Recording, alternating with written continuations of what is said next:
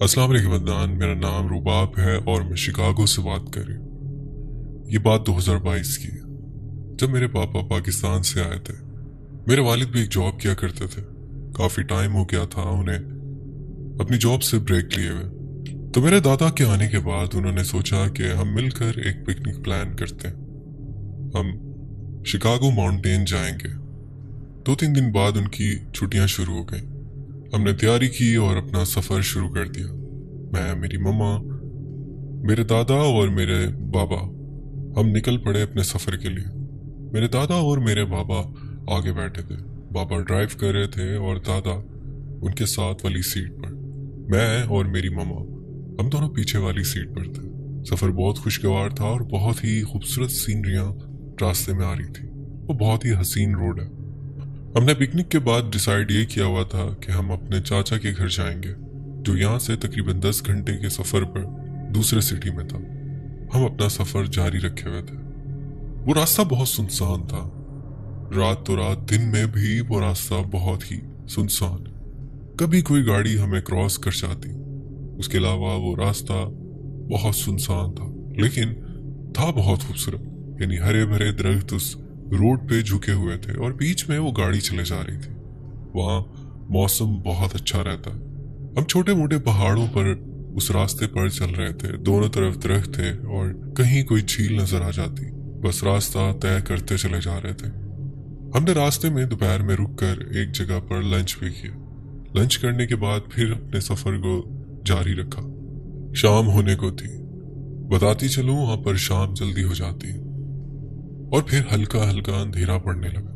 दिन तो जैसे तैसे गुजर गया उस सफर में, लेकिन अब रात होने को थी। शाम का मंजर भी बहुत अजीब ही क्रीपी था। अब वो सफर बहुत अजीब और पुरअसरार होने जा रहा था। दोनों तरफ देखने से बहुत अजीब सा मंजर लग रहा था। ना इस तरफ कोई, ना उस तरफ कोई। दूर दूर तक जंगल, पहाड़ और बस जैसे मानो यहाँ कोई इंसान रहता ही नहीं है। पर उसका भी एक अपना ही मजा है। वो भी एक एडवेंचर था। टाइम गुजरता रहा और फिर 9 से 10 और 10 से 11 हो गए। अब हमें भूख सताने लगी। बाबा ने मैप देखा। मैप के मुताबिक रास्ते में हमें एक रेस्टोरेंट पड़ना था। बाबा ने कहा कि 1 घंटा और सब्र कर लो, 1 घंटे बाद एक होटल आएगा जहां हम डिनर करेंगे। फिर चलते चलते एक कच्चा रोड आया जो कि लेफ्ट साइड पर था। बाबा उस कच्चे रोड पर गाड़ी टर्न कर लेते हैं। अब वो रोड बहुत ही खराब था, पर गाड़ी चले जा रही थी। बताती चलूं, मेरे बाबा सिर्फ मैप को ही फॉलो कर रहे थे, क्योंकि हमारी गाड़ी में बिल्कुल सामने डैशबोर्ड पर गाड़ी का बिल्ट इन मैप था। हम बस उसे फॉलो करते थे। वो कच्चा रोड बहुत अजीब सा था। बस गाड़ी चले जा रही है, लेकिन गाड़ी की स्पीड ज्यादा नहीं थी। फिर उसके बाद हम एक मोटल पे पहुंचते हैं, जो कि बहुत ही अजीब जगह बना हुआ था और हमारे अलावा वहां पर कोई नहीं था। हम वहां गाड़ी पार्क करते हैं और उस मोटल में बाहर सिटिंग का इंतजाम था। हम सब बाहर बैठ जाते हैं। एक शख्स आता है ऑर्डर लेने, और पूरे उस मोटल में हमें उस शख्स के अलावा कोई दिखाई नहीं दे रहा था। हमने कहा कि और स्टाफ नहीं है क्या? वो कहता मैं ही इस मोटल का मालिक हूं और मैं ही आपको सर्विसेज दूंगा। आपको क्या चाहिए मुझे बता दें। मेरे बाबा ने उन्हें खाने का ऑर्डर दिया। वो शख्स बहुत सुस्त था, काफी एजेड भी था। उसे काम में बहुत टाइम लग रहा था। हमें वहां बैठे बैठे आधा घंटा गुजर गया, पर उस बंदे की स्पीड बहुत ही स्लो थी। हमें अभी आगे बहुत सफर करना था। हमने आपस में तय किया कि हमें ये जगह सही नहीं लग रही, हमें यहाँ से चलना चाहिए।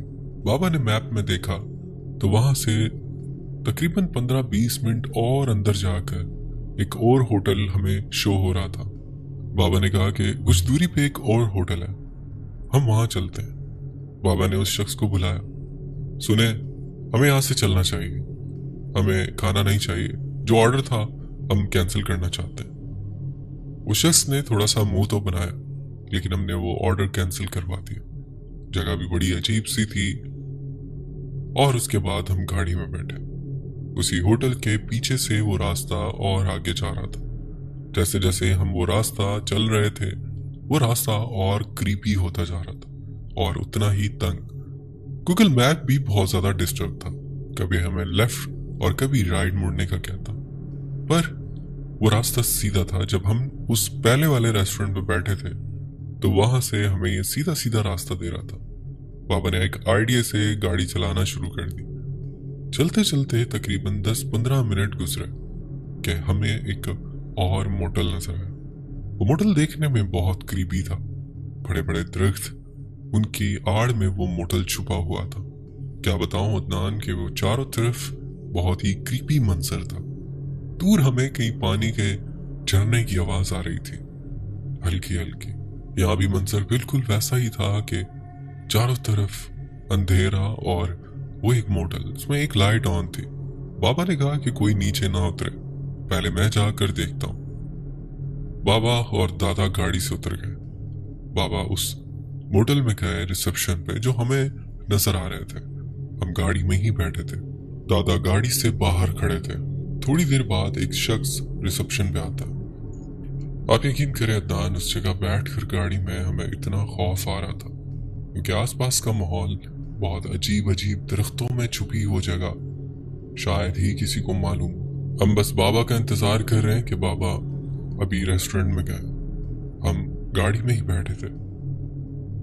मेरे दादा बाहर खड़े थे।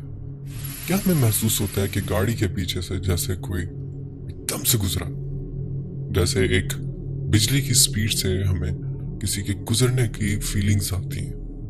मैं बहुत बुरी तरह डर जाती हूँ। फिर मैं अपनी मम्मा को देखती हूँ और बाहर दादा को। दोनों की बॉडी लैंग्वेज में कोई चेंज नहीं था। वो बिल्कुल नॉर्मल बैठे थे। शायद उन्होंने ये चीज फील नहीं की थी। भूख बहुत ज्यादा लग रही थी, इसीलिए मैंने कोई बात नहीं की कि पहले खाना खा लिया जाए और फिर यहां से निकले। थोड़ी देर बाद बाबा ने अंदर से एक इशारा किया, जैसे वो हमें बुला रहे हैं। एक शख्स उनसे मिलता है, वो कुछ बातें करते हैं और उसके बाद हमें इशारा करते हैं। दादा इतने में गाड़ी नॉक करते हैं, आओ बाहर, तुम्हारे बाबा तुम्हें बुला रहे हैं। मैं और मम्मा गाड़ी से बाहर निकलते हैं। अब मैं पीछे की तरफ देखती हूँ। यकीन जाने अदनान, एक होता है ना कि घुप अंधेरा। पीछे का मंजर ऐसा ब्लैक था कि मैं क्या बताऊं, इतनी काली रात थी। सिर्फ गाड़ी की रोशनी से जितना एरिया पीछे रोशन था वही दिख रहा था, उसके अलावा पीछे सब ब्लैक था। और जब मैं आगे को बढ़ रही थी, मैं फिर से महसूस करती हूँ जैसे कोई शैडो था जो गाड़ी की बैक वाली रोशनी से एकदम से मूव होके दूसरी साइड गया और मुझे गूज़बम्स आने लगते हैं और मैं अपनी मम्मा के आगे आगे चलने लगती, उनकी आड़ में, उनके बहुत करीब हो जाती हूँ क्योंकि मुझे बहुत ज्यादा डर लग रहा था। पर मैं ये देखती हूँ कि ना मेरे दादा और ना मेरी मम्मा, एक दोनों के चेहरे पर कोई ऐसे एक्सप्रेशन नहीं है क्योंकि उन्होंने वो चीज नहीं देखी थी शायद। हम गाड़ी से उतरे और पैदल चलकर हम मोटल में पहुंचे। वहां सिर्फ वही शख्स था। यहाँ भी यही हाल था, यहाँ शायद उससे ज्यादा क्रीपी माहौल था। हम बैठे और बाबा ने खाने का ऑर्डर दिया। उस शख्स ने कहा कि तकरीबन 10-15 मिनट लग जाएंगे खाना रेडी होने में, और ऐसा ही हुआ। 10-15 मिनट बाद खाना हमें सर्व किया गया। वो अकेला ही शख्स सब कुछ कर रहा था। उसके बाद वो शख्स हमें खाना देकर कहने लगा, आप लोग खाना खाएं, मैं थोड़ी देर में आता हूं। ये कहकर वो शख्स वहां से चला गया। पता नहीं वो कहाँ गया था। हम लोगों ने खाना वगैरह खाया प्रॉपर पेट भर कर। हम खाना खा ही रहे थे कि अब हमारे साथ कुछ ऐसा होने जा रहा था जो हमारे ज़हनो गुमान में भी नहीं था। एकदम से हमें थम करके आवाज आती है। वो आवाज ऐसी थी जैसे किसी ने कार की बोनट पर कोई भारी चीज फेंकी। हम सारे फैमिली मेंबर्स हिल गए, अब बहुत बुरी तरह डर गए। बाबा ने कहा कि जो कुछ भी हुआ है बाहर हमारी गाड़ी के साथ हुआ, आप लोग बैठे, मैं देख कर आता हूँ। बाबा की हिम्मत नहीं पड़ रही थी क्योंकि आसपास का माहौल इतना खौफनाक था कि मैं आपको क्या बताऊं, क्योंकि हमने गाड़ी लॉक कर दी थी। अब जो कि गाड़ी बंद थी तो गाड़ी की भी लाइट्स ऑफ थी, और जैसे ही थम करके आवाज आई थी गाड़ी का सिक्योरिटी अलार्म बजने लगा। उस वीरान जगह पर उस गाड़ी का सिक्योरिटी अलार्म उस पूरी जगह पर गूंज रहा था। और वो इतना डिस्टर्बिंग था कि मैं आपको बता नहीं सकती। अब मेरे बाबा की हिम्मत नहीं पड़ रही थी। मेरे दादा ने कहा रुको हम भी साथ चलते हैं। मेरे बाबा की हिम्मत नहीं पड़ रही थी तो मेरे दादा ने कहा कि रुको मैं भी साथ चलता हूँ। दादा के उठते ही मैंने और मामा ने भी कहा हम भी यहाँ नहीं रुकेंगे, हम भी साथ चलेंगे, क्योंकि पीछे हमें डर लगता है। ये जगह बहुत अजीब है, जहाँ रहेंगे साथ साथ ही रहेंगे। पापा ने कहा चलो आओ। पापा ने मोबाइल की टॉर्च ऑन की। हम उस मोटल से बाहर निकले। अंदर उस मोटल में जो लाइट थी, बताती चलूं, उस अंदर मोटल में जो लाइट चल रही थी वो बहुत ही धीमी थी। उसकी रोशनी बाहर नहीं थी। बस बाहर निकलो तो वही काली और गहरी रात। बस अब जब गाड़ी का सिक्योरिटी अलार्म बज रहा था उसकी चारों लाइटें ब्लिंक कर रही थी, पर वो बहुत ही अजीब मंजर था। हमें अपनी गाड़ी से ही डर लग रहा। आखिर कौन था जिसने गाड़ी से छेड़छाड़ की थी? बाबा ने उस शख्स को ऊंची आवाज दी जो शख्स ने वहां हमें खाना सर्व किया था।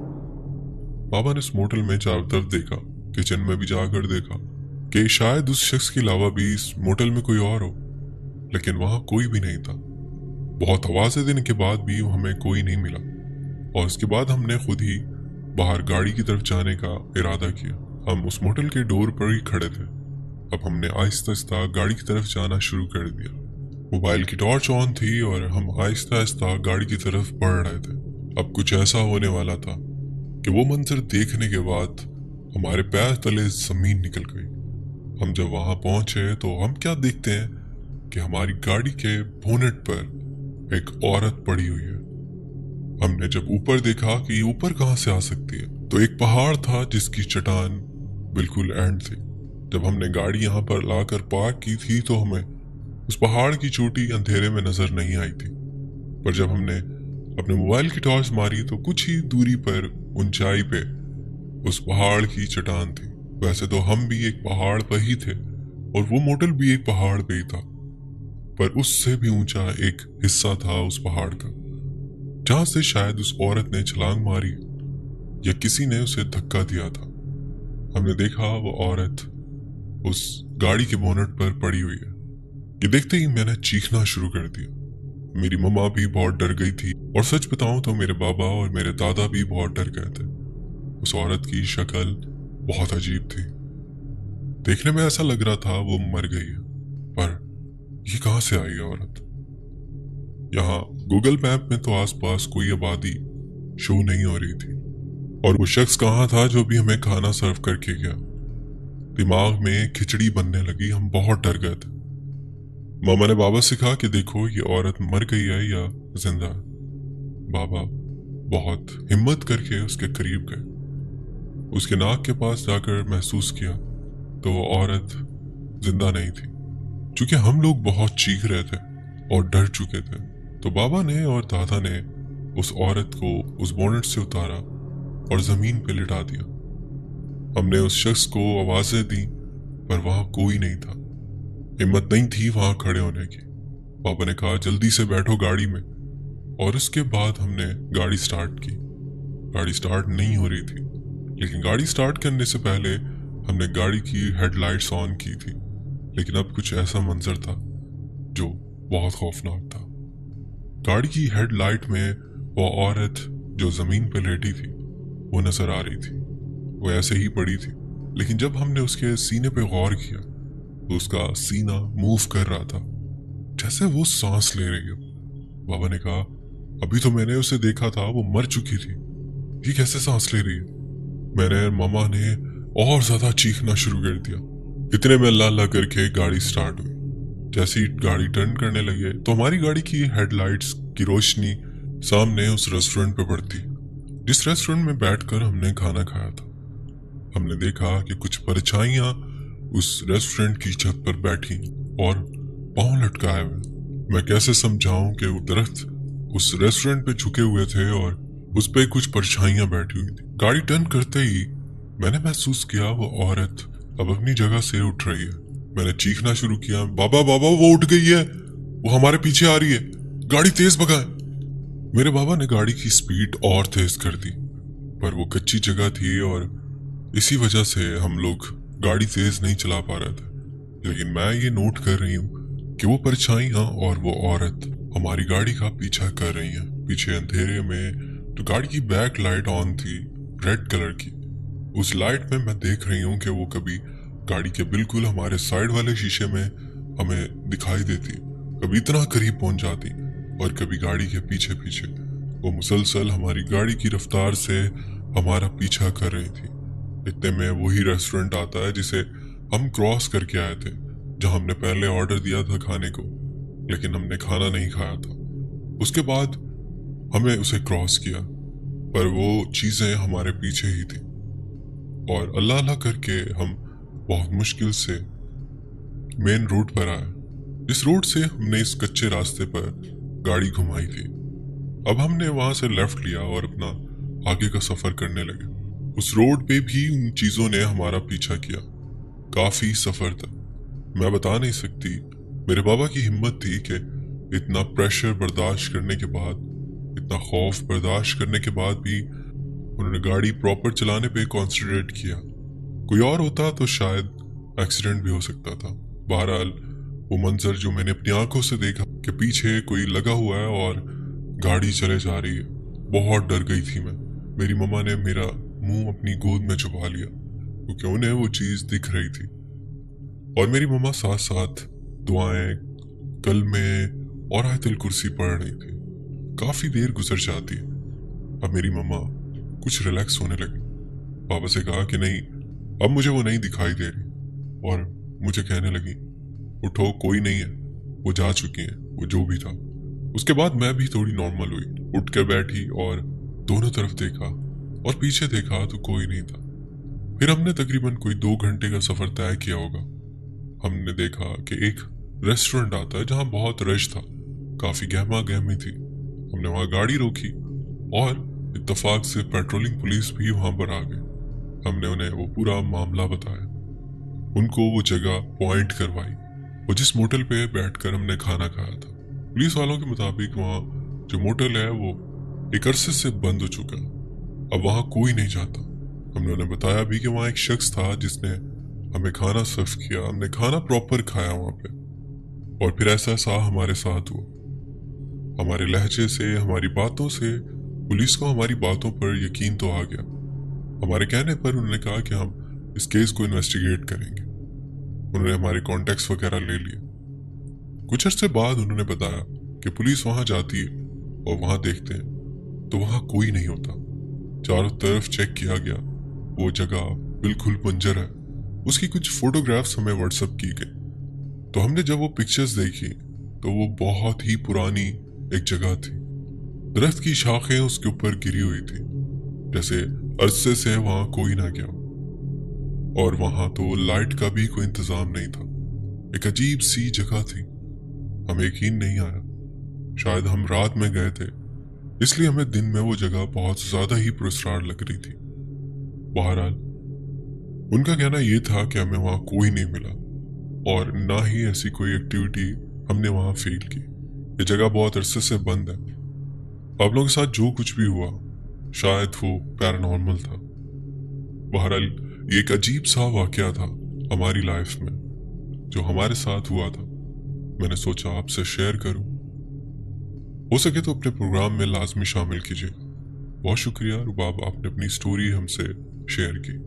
बढ़ते हैं एक और स्टोरी की तरफ।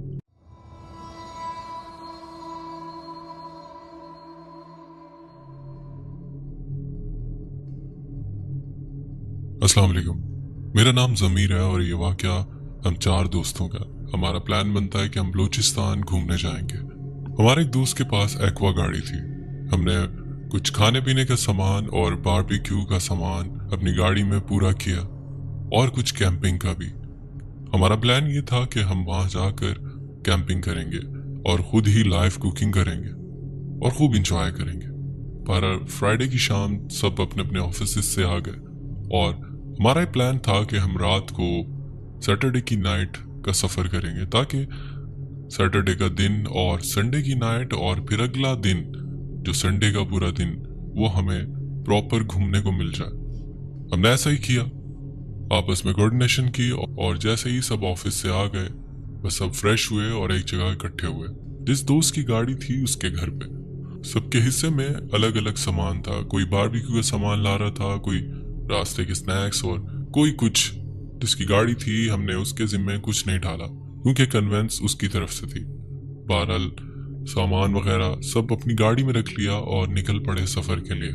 तकरीबन कुछ घंटे हमने रौनक में सफर किया, यानी कि हमें आबादी दिखाई दे रही थी, और फिर उसके बाद वो आबादी हम पीछे छोड़ आए थे। अब वीरान सफर, चटियल मैदान और कभी कोई साइड में पहाड़ दिखाई दे और चारों तरफ मैदानी इलाके। अब चूंकि हम लोग शहर के रहने वाले हैं, ऐसी जगहों से हमें बहुत घबराहट होती है, और ऐसा ही था। जब हम लोग अपने दोनों तरफ देखते तो हमें अंधेरा ही अंधेरा दिखाई देता। अभी इसी अंधेरे में हमें तकरीबन 8 से 10-12 घंटे का सफर करना था, और ये सफर बहुत ही एडवेंचर होने वाला था। हम चलते रहे और गाड़ी में गाने चल रहे थे। बहुत एंजॉय करते हुए हम सफर कर रहे थे। घर वालों ने काफी ताकीद की हुई थी कि ऐसा नहीं करना, वैसे नहीं करना, यहाँ नहीं जाना, वहां नहीं जाना। बहरहाल बड़ी मुश्किल से घर वालों से इजाजत ली थी। बाहर का मौसम अच्छा था तो हमने विंडोज नीचे कर ली थी और बाहर की ठंडी हवा हमारे चेहरे पर लग रही थी, जिसकी वजह से हमें नींद आने लगी। मेरी आंख कब लग गई मुझे पता ही नहीं चला। मेरी आंख मेरे एक दोस्त की अजीब आवाज से खुलती। वो बहुत डर के कहता है, ये कौन है? ये बच्चे यहाँ कहां से आए? आप यकीन जाने एकदम से आंख खुली, और जब हमने सामने देखा उस गाड़ी की रोशनी में, उस पुरस्कार और वीरान जगह पर जहां पर चांद की रोशनी में हमें दिखाई दे रहा था कि दूर दूर तक न बंदा न बंदे की जात। फिर उस रोड पर सामने 4 से 5 बच्चे जैसे खेल रहे हैं। गाड़ी स्लो चल रही थी क्योंकि वो कच्ची जगह थी, उबड़ खाबड़ इलाका था वो। हम बहुत डर गए। इतने में जो दोस्त गाड़ी चला रहा था उसने उन्हें क्रॉस कर लिया। हम देखते हैं कि हम उन्हें क्रॉस भी कर जाते हैं, पर उन बच्चों के कोई एक्सप्रेशंस नहीं थे कि उन्हें कोई गाड़ी क्रॉस कर रही। वो अपने खेलने में मगन थे। हमें उनके चेहरे दिखाई नहीं दे रहे थे अंधेरे की वजह से, और कुछ ऐसा था कि हम डर भी गए थे तो हमने ध्यान नहीं दिया। पर यह बात अजीब थी कि यहाँ ये बच्चे कहाँ से आए। गाड़ी उन्हें क्रॉस कर गई और फिर अचानक हमारी गाड़ी पर थम करके कोई चीज लगती है। मेरे दोस्त ने गाड़ी वहीं रोक ली और 2 दोस्त गाड़ी से बाहर निकले और गाड़ी के चारों तरफ का जायजा लेने लगे। जब गौर किया तो गाड़ी के एक साइड पे कोई टेंट था। फिर उन्होंने चारों तरफ देखा पर कोई दिखाई नहीं दिया। अब सच बात तो ये थी कि डर लग रहा था, और इसी डर की वजह से उनकी ज्यादा हिम्मत नहीं पड़ी कि वे और इस चीज का पता लगाए कि आखिर हमारी गाड़ी पर किसने कोई चीज मारी है। अब इसके बाद फिर वो गाड़ी में बैठे और गाड़ी चला दी। हमने भी कहा रुकना मत। अब थोड़ा सा ही आगे गए थे कि दोबारा जोरदार हमारी गाड़ी पर उससे ज्यादा शिद्दत से किसी ने कोई चीज हिट की थी। कि बाहर गाड़ी फिर रोक दी गई और सब दोस्तों ने कहा कि हम साथ ही बाहर निकलेंगे, देखते हैं कि आखिर माजरा क्या है। अब हम सब दोस्त बाहर चारों तरफ गाड़ी के देखने लगे, पर हमें कोई दिखाई नहीं दिया। थोड़ी देर बाद हमने महसूस किया कि किसी के भागने की आवाज आ रही है। वो एक कदम नहीं है, वो कई कदम है। हमने देखा कि दूर से वही बच्चे भागते हुए हमारी गाड़ी के करीब आ रहे हैं, पर जब गौर किया गया तो उनकी शक्लें अजीब ही खौफनाक थी। उनकी शक्लें देखने में हमारी जान निकल गई। अब हम क्या करें, हमसे हिला भी नहीं जा रहा था। हम इतने दहशतज़दा हो गए थे। एक दोस्त जो हम में बहुत समझदार था, उसने कहा गाड़ी में बैठो जल्दी, और जो कल में दुआएं आती हैं पढ़ो और निकलो यहां से। हम सारे गाड़ी में बैठ गए और बस गाड़ी स्टार्ट करने की कोशिश की तो गाड़ी स्टार्ट नहीं हो रही। इतने में बादल गरजने लगा और तेज बारिश शुरू हो गई। हमने अपनी गाड़ी की विंडोज क्लोज कर ली थी। गाड़ी स्टार्ट नहीं हो रही थी। मुसलसल एक दोस्त जोर जोर से आयतल कुर्सी पढ़ रहा था। उसके बाद वही जो समझदार लड़का था हम में, उसने कहा हमारे पास कुछ खाने पीने की चीजें और उसमें गोश्त भी है। जैसा कि मैंने अपने बुजुर्गों से सुना है कि जिन्नात की फेवरेट ग़िज़ा में गोश्त भी है। तुम लोग एक काम करो, हमारे पास बारबेक्यू का गोश्त है, वो उठाकर बाहर फेंकना शुरू करो जितनी जल्दी हो सके। हम चूंकि पीछे बैठे थे, हमने गाड़ी की डिक्की में हाथ डाला और जो गोश्त हमारे हाथ लगा हमने उठाकर ऐसे ही पूरा शॉपर गाड़ी की विंडो से बाहर फेंक दिया। अब जब हमने गौर किया, वो जो बच्चे हमारी गाड़ी को लपक रहे थे और हमारी तरफ भाग रहे थे, वो अब इस गोश्त को झपट गए और वो इस तरह खा रहे थे जैसे कोई इंसान नहीं खाता, जैसे कोई जानवर खाता, डायरेक्ट मुंह से। वो मंजर बहुत खौफनाक था। इसी असना में जो गाड़ी स्टार्ट करने की कोशिश कर रहा था, उससे गाड़ी स्टार्ट हो जाती है और उसके बाद हमने वहां से गाड़ी भगा ली। हमने देखा जब गाड़ी वहां से निकली, अब भी उन बच्चों के चेहरे पर कोई एक्सप्रेशन नहीं था, वो सिर्फ गोश्त ही खा रहे थे। पर आपको क्या बताऊं कि जब तक गाड़ी चलती रही, हमें पीछे ऐसा लगता रहा कि अब वो बच्चे हमारे पीछे आएंगे कि तब, क्योंकि वो रास्ता बहुत ही खौफनाक था। वो 8-10 घंटे का सफर हमने कैसे तय किया वो हम ही जानते हैं। फिर चलते चलते हमें एक ढाबा दिखाई दिया जहां हमने गाड़ी रोकी और वहां पर बैठे कुछ मुसाफिर और कुछ ट्रक ड्राइवर्स जिनसे हमने बात की। उन्होंने हमारे चेहरे के तासुरात देखे, क्योंकि हम बहुत डरे हुए थे। किसी को भी साफ अंदाजा हो जाए कि ये लोग बहुत घबराए हुए। एक शख्स ने हमसे आकर पूछा कि आप लोग इतने घबराए हुए क्यों हैं। हमने उन्हें अपने साथ हुआ सारा किस्सा बयान किया कि पीछे ऐसे ऐसे हमारे साथ ये मामलात हुए। उन्होंने कहा कि आप लोगों ने बहुत अच्छा किया कि आप लोगों ने अपना सारा गोश्त वहां फेंक दिया। शायद उन्हें उस गोश्त की ही स्मेल आई थी। और ये रास्ता बहुत खौफनाक है जिस रास्ते से आप लोग आ रहे हैं। यहाँ पर कई लोगों के साथ ऐसे वाकयात हो चुके हैं। मैं भी गाड़ी चलाता हूँ और मेरे साथ भी इस रास्ते पे कई अजीब वाकयात हो चुके हैं। वो जिन्नात हैं और जिन्नात के बच्चे, आप लोगों को जिन्नात के बच्चे दिखाई दिए थे। कई लोगों को यहाँ पर जिन्नात और चुड़ैल भी दिखाई दिए। बहरहाल फिर उन्होंने कहा कि कोशिश करिएगा कि रात में वापसी का सफर वहां से ना करना। और फिर हमने ऐसा ही किया। जब हम वापस आ रहे थे तो हमने दिन का ही सफर तय किया। ये वाकया मेरी जिंदगी का एक बहुत ही खौफनाक वाकया था जो हम दोस्तों के साथ पेश आया, तो मैंने सोचा आपसे शेयर करूं। अगर आपको पसंद आए तो अपने चैनल पर लाजमी शेयर कीजिएगा। बहुत शुक्रिया, आपने अपनी स्टोरी हमसे शेयर की।